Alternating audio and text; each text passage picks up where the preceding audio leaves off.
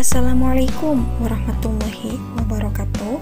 Yang terhormat, dosen pengampu mata kuliah Teknologi Informasi dan Komunikasi, yaitu Bapak Ahmad Zaini MPD.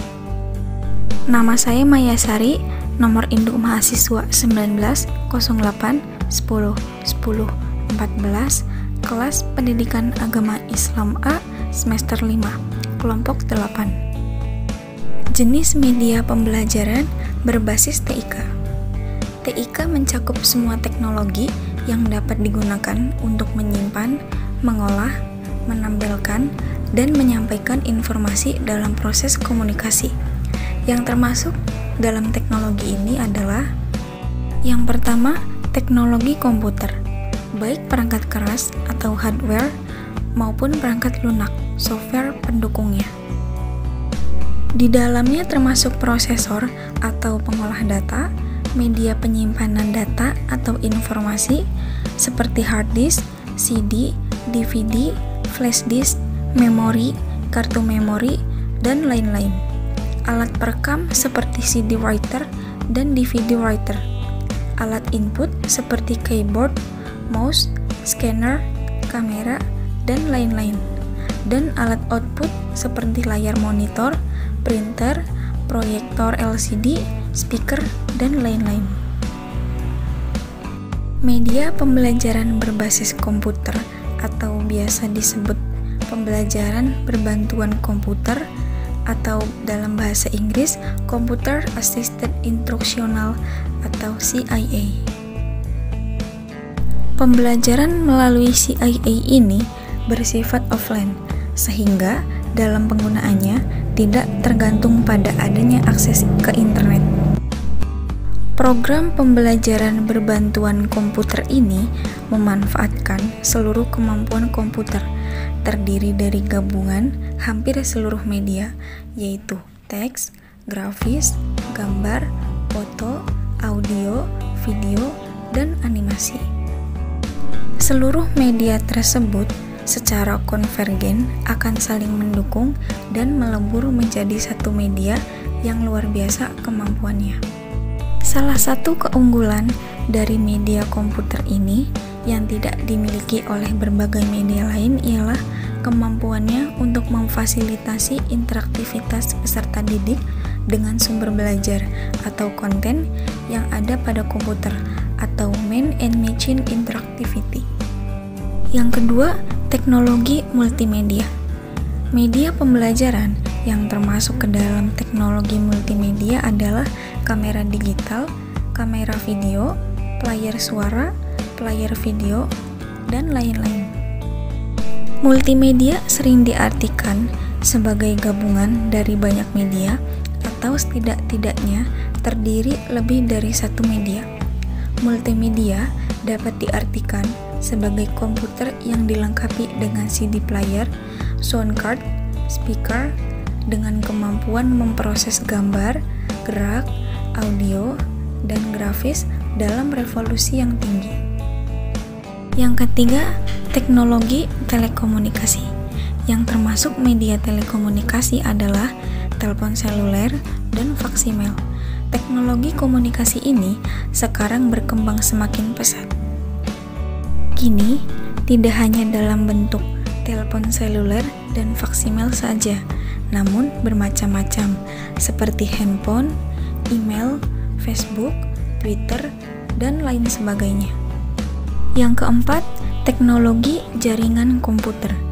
Teknologi ini terdiri dari perangkat keras seperti LAN, internet, Wi-Fi, dan lain-lain. Selain itu juga terdiri dari perangkat lunak pendukungnya atau aplikasi jaringan seperti web, email, HTML, Java, PHP, aplikasi berbasis data, dan lain-lain. Fungsi TIK dalam pembelajaran. Berbagai upaya telah dilakukan oleh dunia pendidikan untuk meningkatkan kualitas pendidikan, khususnya kualitas pembelajaran melalui pemanfaatan TIK. Selain fungsinya sebagai alat bantu pemecahan masalah manusia, TIK juga dapat dimanfaatkan untuk mendukung proses pembelajaran yang dipercaya Yang pertama, meningkatkan kualitas pembelajaran. Yang kedua, memperluas akses terhadap pendidikan dan pembelajaran. Yang ketiga, mengurangi biaya pendidikan. Yang keempat, menjawab keharusan berpartisipasi dalam TIK. Dan yang kelima, mengembangkan keterampilan TIK atau TIK skills yang diperlukan siswa ketika bekerja dan dalam kehidupannya nanti. Strategi pemanfaatan TIK di dalam pembelajaran mencakup yang pertama, TIK sebagai alat bantu atau media pembelajaran. Yang kedua, TIK sebagai sarana atau tempat belajar. Yang ketiga, TIK sebagai sumber belajar. Dan yang keempat, TIK sebagai sarana peningkatan profesionalisme. Yang pertama, TIK sebagai alat bantu atau media. Pembelajaran pemanfaatan TIK di dalam pembelajaran dalam konteks ini mendukung teori sosio-konstruktivisme, yakni siswa memperoleh pengalaman belajar secara bersama-sama dengan siswa lain atau melalui interaksi dengan para pakar dengan media komunikasi berbasis TIK. Perkembangan terkini adalah pemanfaatan TIK secara terpadu di dalam pembelajaran yang memadukan berbagai keterampilan dan fungsi TIK di dalam proses belajar mengajar. Penggunaan TIK sebagai media pembelajaran dapat berbentuk file slide PowerPoint, gambar, animasi, video, audio, program CIA, program simulasi, dan lain-lain. Yang kedua, TIK sebagai sumber belajar. Perkembangan TIK yang pesat tidak hanya dalam bentuk teknologi saja, namun juga berbentuk isi atau konten.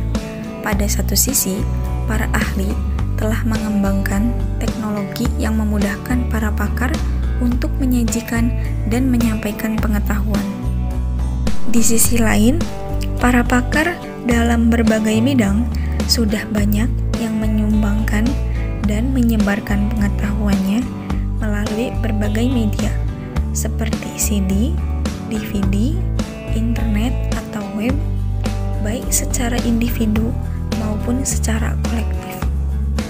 Dengan tersedianya sumber-sumber informasi yang sangat melimpah di internet, untuk memudah pencarian informasi tertentu yang diinginkan, seseorang dapat menggunakan fasilitas mesin pencari atau search engine.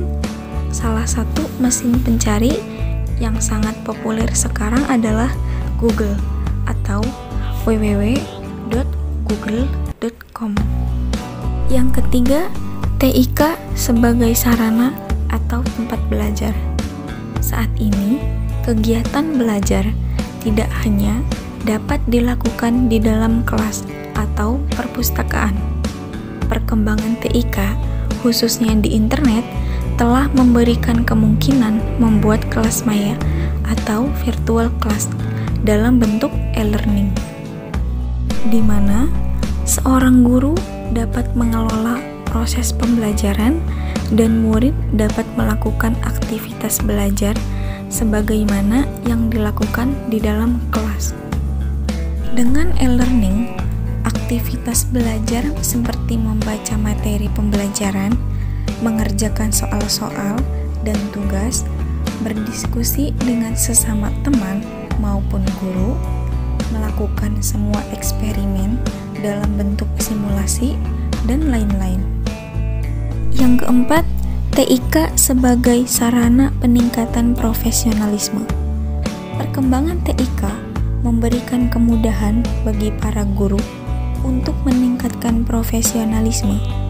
Selain dengan meningkatkan keterampilan dan penggunaan TIK dan memanfaatkannya untuk mendukung dan meningkatkan kualitas pembelajaran, para guru juga dapat meningkatkan wawasan dan pengetahuannya, baik pengetahuan bidang ilmunya yang up-to-date, pengetahuan tentang teori-teori belajar dan metode pembelajaran terbaru, hasil-hasil penelitian dalam bidang ilmunya maupun penelitian pendidikan oleh peneliti lain.